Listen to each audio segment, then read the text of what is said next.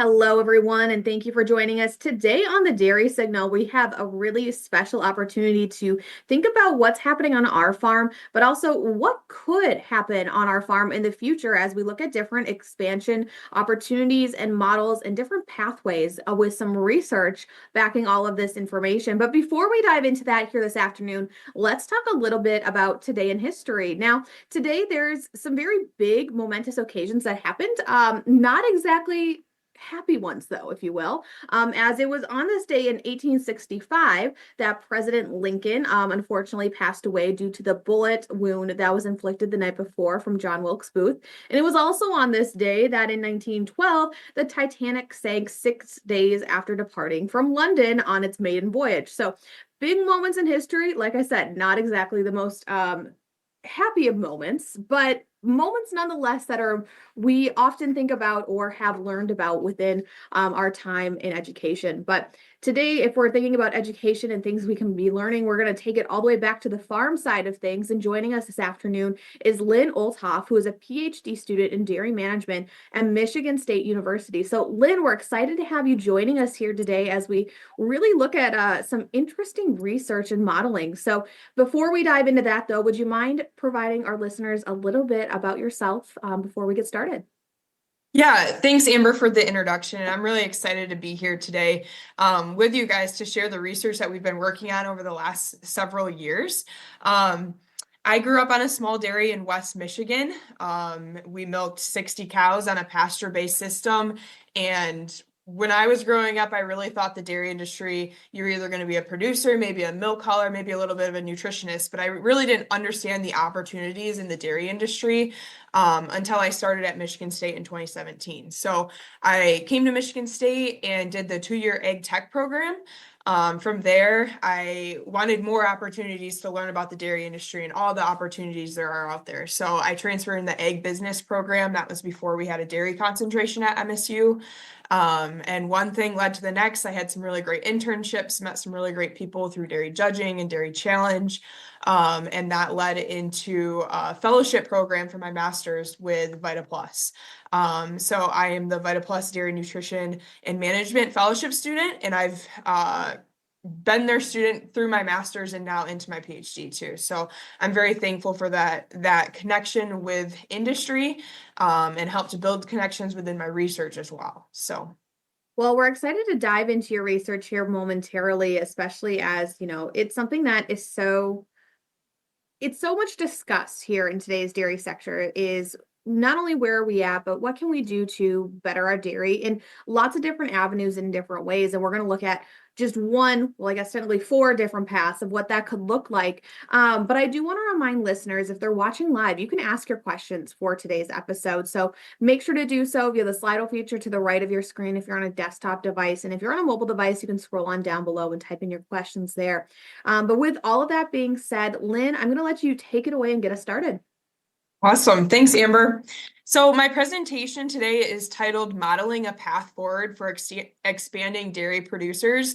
And like I said in my introduction, this is a topic that hits near and dear to my heart, growing up on a small dairy.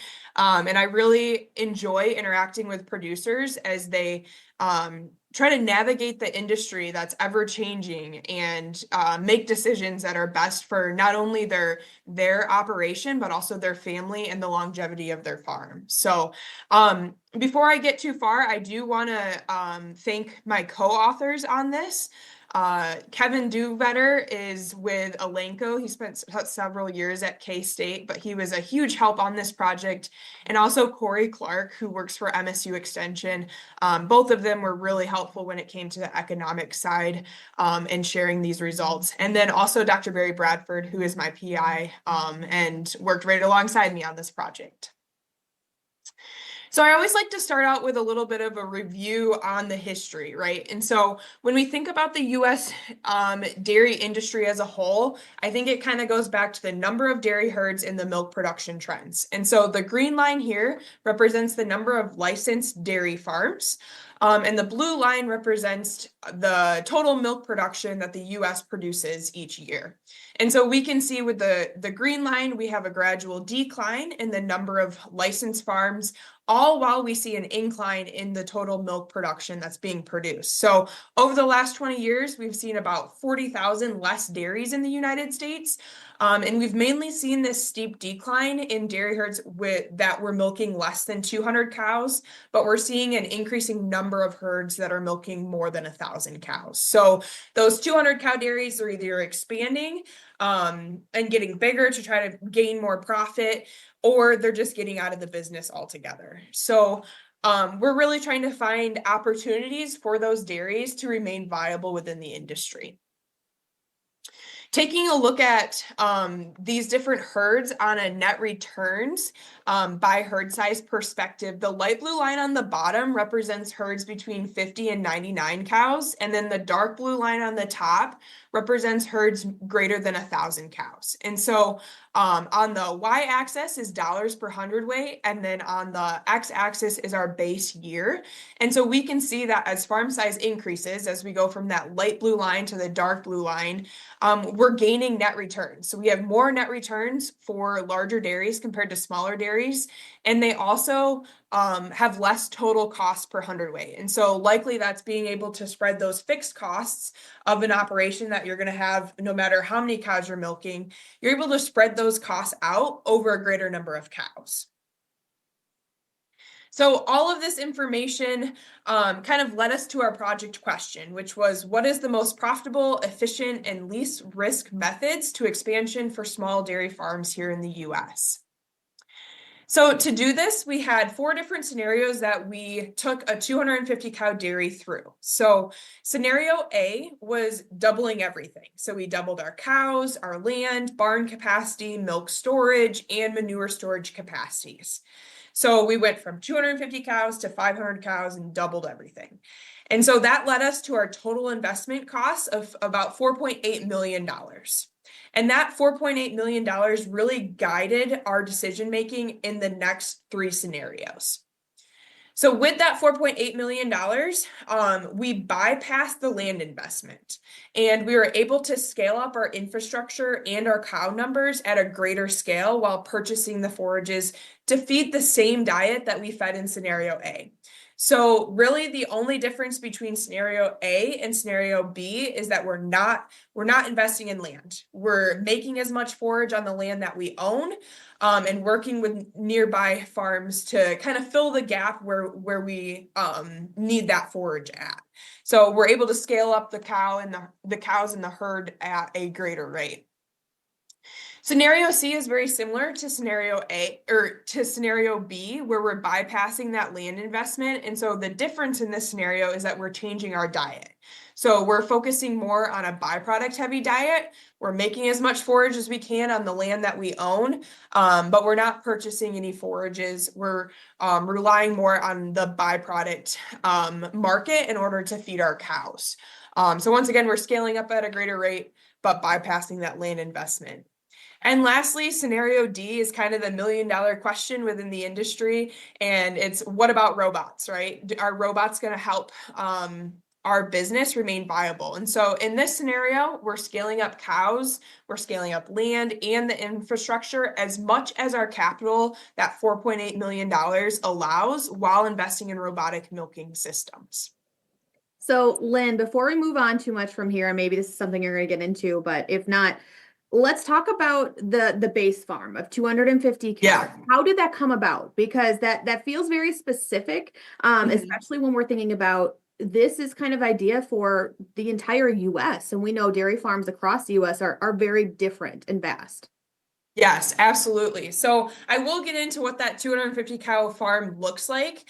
And we kind of did it based on the Midwest first. So we're kind of defining, okay, what is a typical small dairy in the US looks like? And we felt like it was those 250 cow farms that were at the point of needing to make a decision of, are they going to expand? Are they going to find a niche market? Are they going to get out?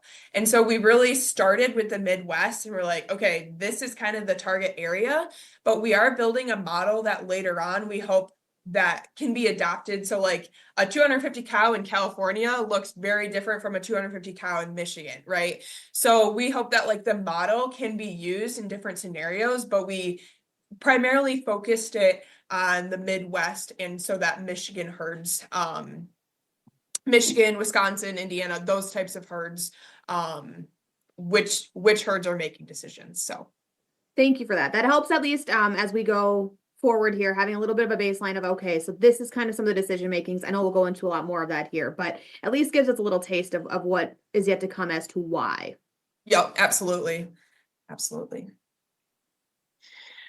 So now that we've defined our base scenarios, moving on to our project methods, like I said, our goal was to assess the return on investment and profitability ranges for 4 different expansion strategies that we just talked about. So to do this, we did define our average base herd. That was a 250 cow Midwest herd.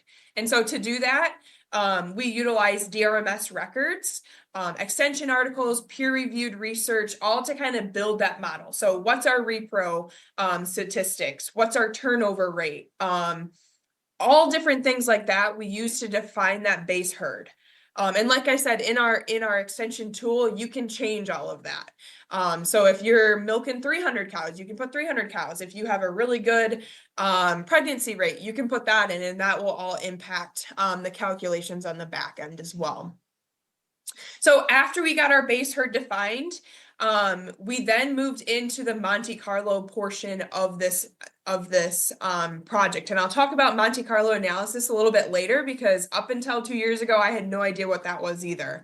But in order to do a Monte Carlo analysis, you need means and standard deviations for several key factors. So in this situation, in this experiment, we found means and standard deviations for different prices and costs that would be seen on a farm. So milk price, feed costs, calf values, all those different types of things, we defined a mean and a standard deviation for. And we went back in time. So we know that there's trends when it comes to different prices and costs. So all of our means and standard deviations are based off of at least 3 years of data, and factoring in inflation and things like that into there as well. So after we defined all of that stuff, we were able to set up our scenarios and build our models. So each of the 4 scenarios kind of had something slightly different within each of those models in order to build them. So we built each of the models and were able to evaluate them. And then we ran our model 10,000 times. And so we are trying to get a good baseline. So we've seen every extreme. We've seen the low extremes, we've seen the high extremes. So 10,000 times when those numbers just weren't changing anymore. So ran it 10,000 times. And then we also did a sensitivity analysis to determine, okay, what would have to change in order for our conclusions to change? From there, we drew our overall conclusions from the project and determined the most profitable method and least risk outcomes for our different expansion strategies. So you're probably all wondering, okay, what do these farms look like, right? So when it comes to herd size, like I said, we started at 250 cows. Scenario A, where we doubled everything, got us to 500 cows. Scenario B and C, where we were able to scale up at a greater rate, we got to 930 cows. And then the robotic system, scenario D, we didn't quite double, just because those robotics are quite the investment when it came to our total capital cost. So we got to 423 cows. When it came to the cropping acres, 500 acres remained true for scenario B and C because we bypassed that land investment. We got up to 1,000 acres when we doubled everything, and then 845 acres in the robotic situation. The one thing I do want to know is our total investment cost, we tried to keep as close as possible. It's impossible to keep it to the penny because you can only have so many cows on a robot, right? Like you can't add more cows. If you buy another robot, you're going to go way over. So we try to keep that as close as possible within our restraints, obviously. And then we ran this analysis with a milk fat of 4% and a milk protein of 3.2%. Once again, all of those things can be changed in the analysis, but that was the average for that range within the Midwest. Okay, so moving on to Monte Carlo simulation.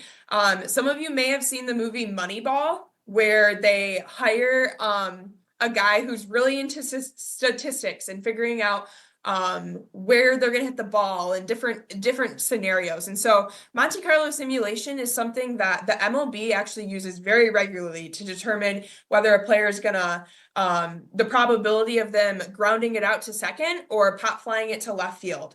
And so we kind of used that same scenario when it came to our model here. And so we had over 100 different prices and costs that we found means and standard deviations for. So in this example, we have corn price, milk price, interest rates, and heifer values. And so each simulation we ran pulled a different corn price, a different heifer price, a different milk price.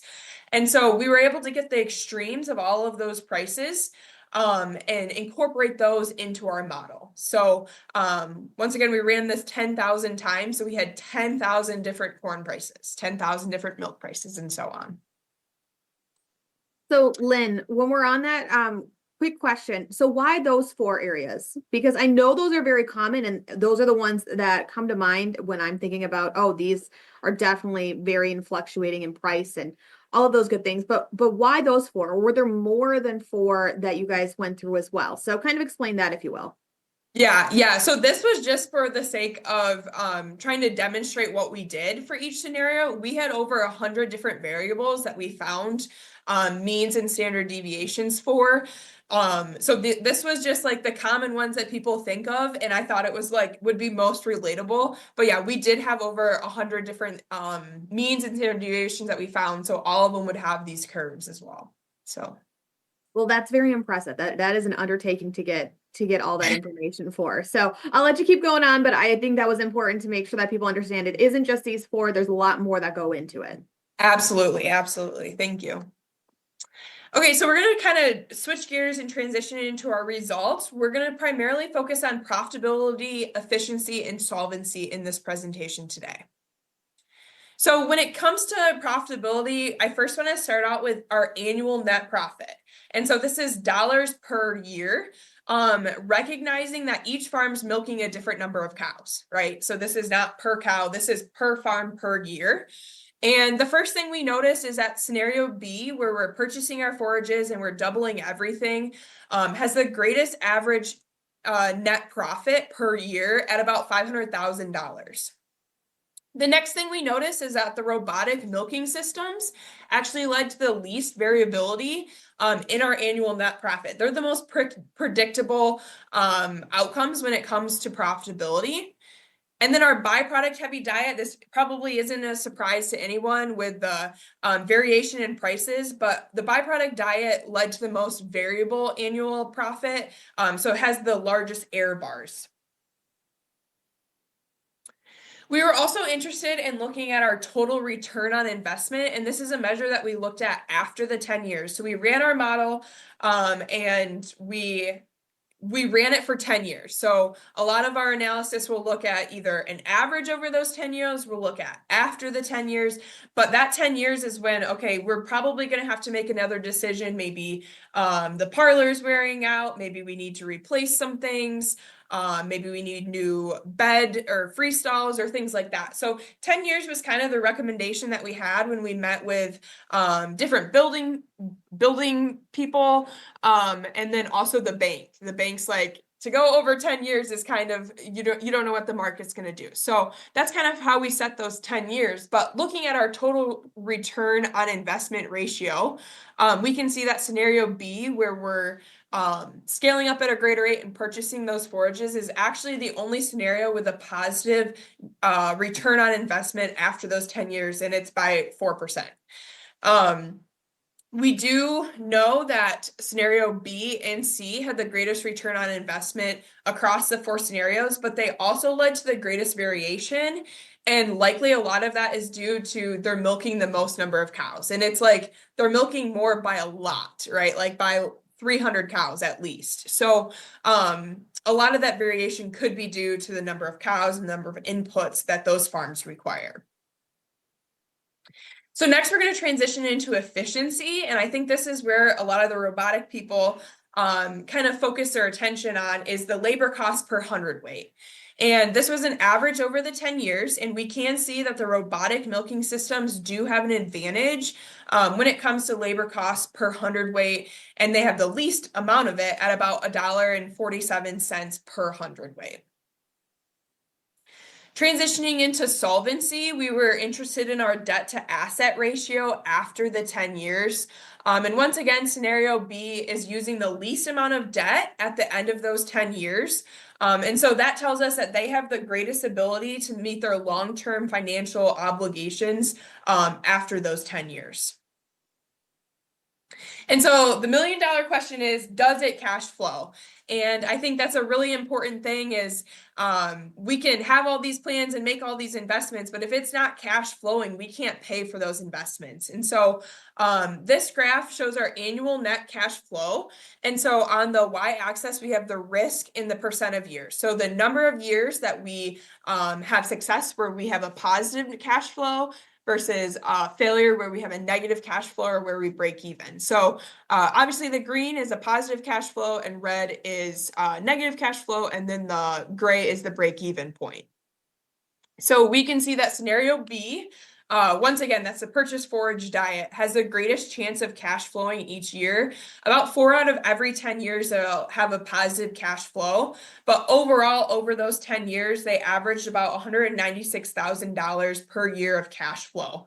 So there were some years that they were making a lot more than that cash flow. And there were some years that they were in the negatives when it came to cash flow. But I do want to point out that cash flow is not the same thing as profitability. Those are two very separate measures. And so that's why this doesn't necessarily match our profitability when we first talked about our results. So Lynn, before you go on yeah. from that, I think this is absolutely fascinating. And I recognize that cash flow and profitability are two different areas and aspects that we're discussing here. But scenario A, I did not think that the risk of failure would be so high, if you will, in comparison to some of the others. So from your analysis, and maybe this is something that, you're going to discuss later on. So I hate to jump the gun. If I am, just tell me to hold my horses. But why in scenario A is the risk so much greater than some of the other ones? And granted, in comparison to scenario D, it's only 9%, but again, that's 9% more risk of failure. Was there any specific reasons that came out to be, or anything that stood out? So the big thing is land is expensive. And they are purchasing land, and scenario D is also purchasing land, which I recognize. The difference between scenario A and scenario D is, so when we built a new barn, we accounted for improved environment within those barns. So improved cow comfort, some milk production gains in that. And so that was accounted for all the cows that would be in the new barn. Okay. When it came to the robotic systems, there's research out there, which we'll get into within the sensitivity analysis, that transitioning to robots can increase your milk production. And so that 9% difference can likely be tied back to we added milk production to that scenario D, whereas the only milk production added to scenario A and across the whole board was the cows that were in the new barn. And so I think that's the difference between scenario A and scenario D is those factors associated with the robotic system. But beyond that, land is expensive. That's the baseline, and it's hard to cash flow when you have land payments to pay off. So, and that's fair. I appreciate you discussing that. I also want to just say that these are 4 scenarios that are all created for modeling system, and that everybody's farm is different. This does not mean if you've done A, B, C, or D that you are going to be in the risk of failure that is here. I just want to make that caveat because it looks scary when you look at this the slide on the screen. But I know we're going into the caveats and some of those other discussion points here. So I'll let you continue on so we don't sit on this dread for a second. Yes, absolutely. That caveat is coming again soon, I promise. So transitioning into the sensitivity analysis, I think this is really the interesting part. It basically tells us, okay, what's the chance that our conclusions change? Like, is there a chance like that some of our scenarios are really close when it comes to annual net profit, and that's going to completely flip our conclusions. And so all of our sensitivity analysis is based on annual net profit.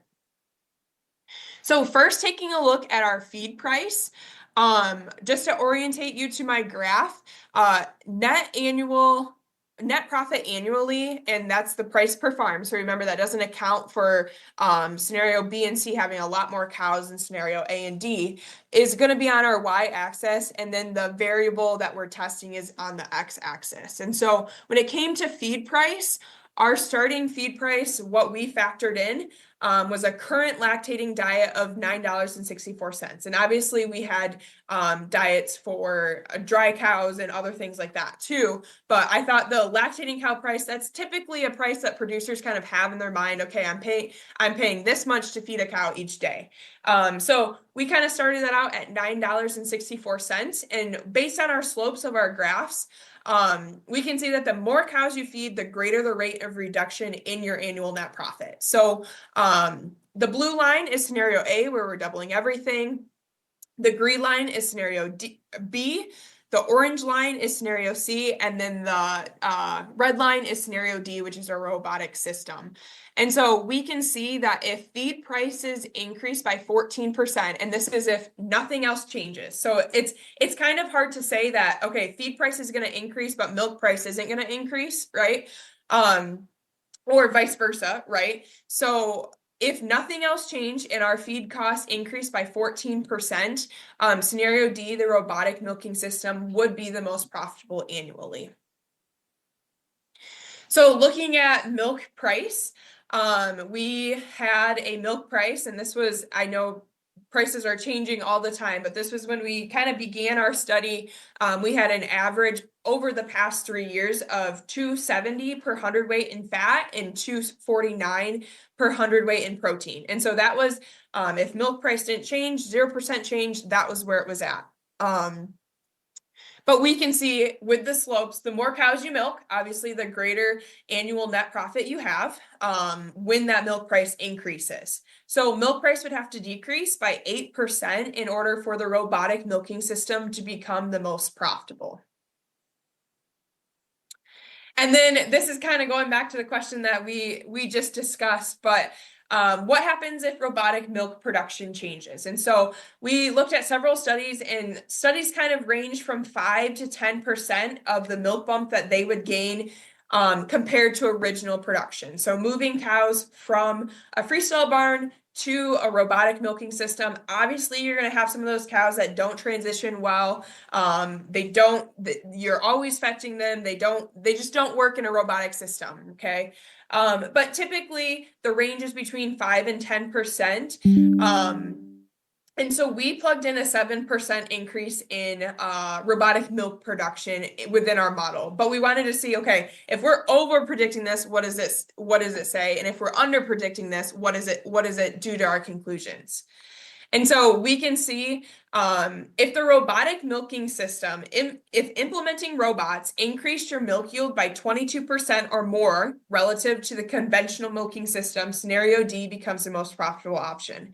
We can argue whether this is realistic, and that kind of comes a little bit later in my slides. But on the other end of that, I also want to point out that if there was zero change, if the robotic cows milked exactly the same as the cows within the conventional barn, they would actually be the lowest annual net profit. Okay, so doubling everything would actually be a little bit higher than them. And we can see that down here where this red and the blue down here. We also did sensitivity analysis on land appreciation rates. That was a really big thing because we had 2 scenarios that bought land and 2 scenarios that bypass the land investment. So what happens if we appreciate land at a greater rate or it appreciates at a lesser rate? We also looked at interest rates, cow values, and labor costs, and none of those scenarios had any major re-rankings in our outcomes. So we did want to point that out as well. So here's the caveats. We kind of already got into this. This is not a one size fits all. I've walked on several different dairies and they all have different ways they're managing their cows, and that may work for them, but it might not work for the guy down the street. Okay. So, and that's the same thing for this model. It kind of gives us a baseline, some things that we can think about when we're doing expansion. Maybe some scenarios that we want to avoid, maybe some things we want to think about a little more thoroughly, and maybe do some math before we do some investments. But this isn't a one size fits all. Like Amber said, you're not gonna, if you double everything, you may not have a 70% chance of failure every year. And it also depends on your current financial situation, right? And so that kind of leads me into my next caveat is, after talking to bankers who would be lending to these farmers, they remain pretty firm at that. After the investment, these farms needed to maintain 50% equity. And obviously that depends on your relationship with the bank, your past with that banking service. But that was kind of the rule of thumb that we were given, was 50% equity after that new investment. And so we do want to point that out because that does have a great impact on these conclusions. So our next steps, like I said, we turned this model, it's a ginormous model, and we turned it into an extension tool. And we're kind of in our final steps of getting that off the ground and launched and into producers' hands. And we're hoping to kind of work with some farms, plug in their data, and kind of compare it to our overall outcomes as well. But with that sensitivity analysis, we are pretty confident that it's unlikely that our conclusions are going to change, because we did do several different things. But we do recognize that our sensitivity analysis was only if that one factor changed. And in the real world, several factors change at the same time. And that's just something, when it comes to research, you can't test more than one variable, right? So, but that kind of transitions us into our key takeaways, and this is given all the assumptions that we use. So scenario B, which was not investing in land and scaling up at a greater rate while maintaining a forage heavy diet, is the most profitable financial investment based on our assumptions. And we kind of got there because scenario B was the most profitable, and it also resulted in the least amount of debt after the 10 years, leading to them being able to meet their long-term financial obligations. Scenario D, which was the robotic milking system, did provide the most predictable outcomes. They had the least error around them. And so I think that is important to note, that if you're looking for something that's predictable, you don't want to go with a byproduct diet, right? That's probably the most variable scenario that you can take. But the robotic system seemed pretty very predictable if you can get past that initial investment cost of those robots. And then, like I said previously, our sensitivity analysis did reveal that very few scenarios would actually change the rankings of these 4 different options. So with that, I would like to thank our funding source, which was MAAA, all the co-authors, and then also my committee members for supporting this research. And I just want to reemphasize thank you to PDPW for having me at their business conference a couple weeks ago. And thank you, Amber, for having me on the Dairy Signal today. So, Lynn, we've got some questions still left for you here. Some of them came in and I didn't quite know when to ask. So one of them here that was asked early on, and I think we kind of discussed that, every farm's different and every scenario is different. But given this question, it reads, in the Midwest, we still have many farms under 250 or 200 cows.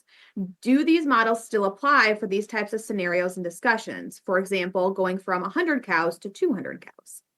Yeah, we do think that this can be applicable.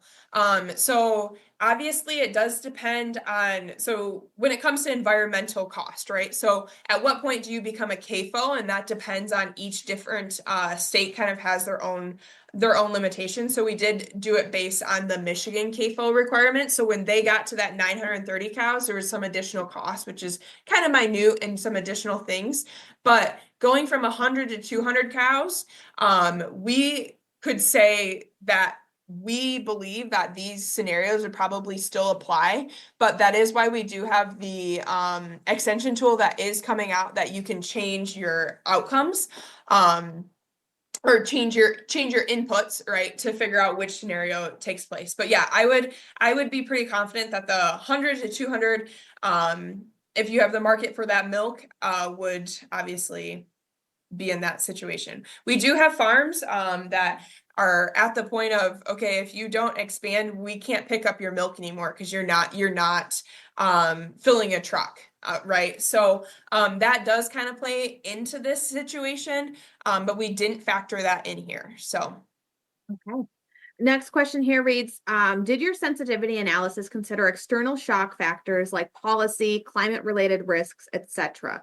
That's a good question given where we're at today, but gosh, I can only, if you had a crystal ball when you were doing this though. yeah, absolutely. So, it did take into account interest rates, and obviously that has a lot to do with federal decision making and things like that. So we did account for interest rates. The only thing from an environmental standpoint that we didn't account for like carbon credits or anything like that. I think a farm of going from 250 cows to 500 cows at this point in time, it's really not viable to invest in a digester. And so I actually did a previous research project looking at greenhouse gas emissions on small dairy farms. And we found that in that study that small dairy producers can kind of get closer to carbon neutral. They may not gain it, but they can get closer to carbon neutral when they account for carbon sequestration. And so that is something that within these models, with those farms that are investing in land, they have more opportunities for carbon sequestration than the farms that are not, right? Investing in that land. And so that is something that as policy continues to change on, can we get carbon credits for carbon sequestration, different things like that, and how does that work, right? Like that's a discussion a lot bigger than just this project. But that could be something that we could potentially add into this model later, but it is not in there at this point. Well, I mean, and it makes sense given that it's come together a lot in the last 2 years between the carbon models and carbon credits, but it's a hard thing to add in, especially, 2 years ago, given where Yeah. it's changed today. One of the other questions that I have for you is, when you're going through and creating these models and you're getting results that were emerging from it, was there anything that was surprising or, counterintuitive to what you thought, especially given the four models that and how they ranked out? Yeah. I think one of the things that we were kind of surprised of, we weren't incredibly surprised on like the overall conclusion that bypassing the land investments led to the greater net profit, but we were kind of surprised with how low, like we thought the doubling everything would be a little bit closer to those like scenarios B and C than they actually turned out to be. And the other thing that we were a little surprised on was the interest rate. There's just been a lot of discussion when it comes to investment, interest rate has a lot of impact on your payments and cash flow and all that kind of stuff. And so we were really interested, and it kind of made us, we double checked everything because we were kind of questioning it. But when it came to our sensitivity analysis, that the interest rate really didn't change our rankings. It kind of makes sense though, because that interest rate's going to be applied to every scenario. But we did that one was a little bit surprising. So Interesting. But when we're thinking about something like land, and I think this is the one that has such a discussion topic around in and of itself. It's its own beast because yeah, land, especially in the dairy community, at least where I'm from, if you've got land that comes available, you don't pass up that opportunity because it doesn't come back around. So right. it's a big investment piece, and it's hard to put that under a 10-year umbrella. So with that thought factor, how does something like, and granted, it's hard because you can't apply it to just one factor, but how does land, within 10 years versus 20 years, how would you imagine that would impact the analysis, if at all?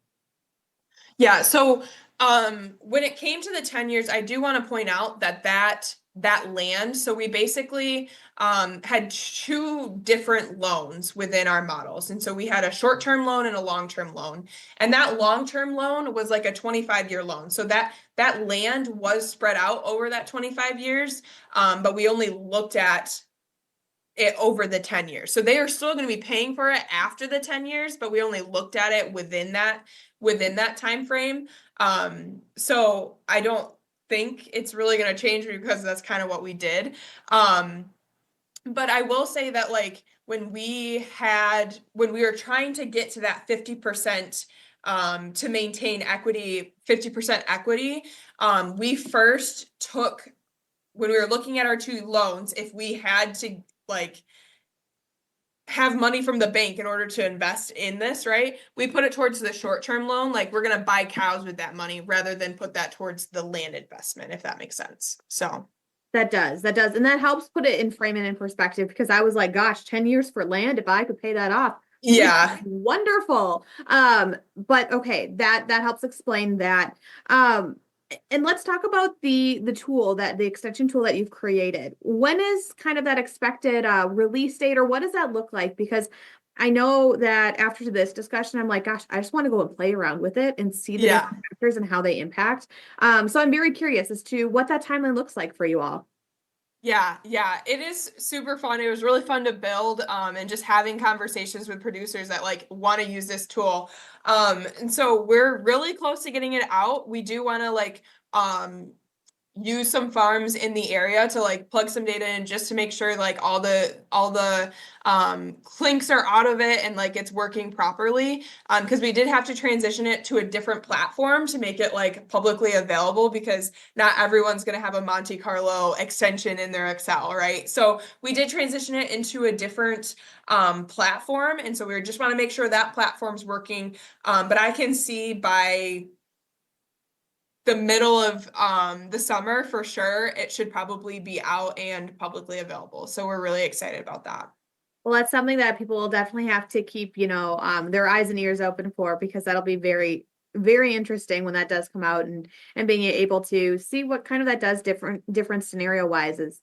Yeah. But with all of that being said, Lynn, as we're thinking about, this discussion about the different models, the expansion opportunities, and what that could potentially look like for different farms, what's that one or two key points you really want producers to be thinking about or actively doing after today's discussion?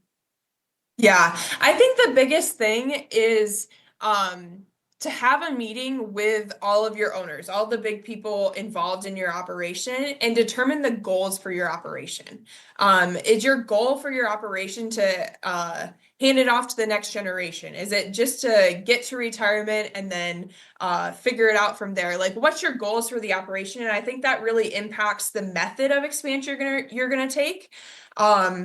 And the amount that you want to invest in it and everything like that. So I think defining your goals is the very first thing you need to take.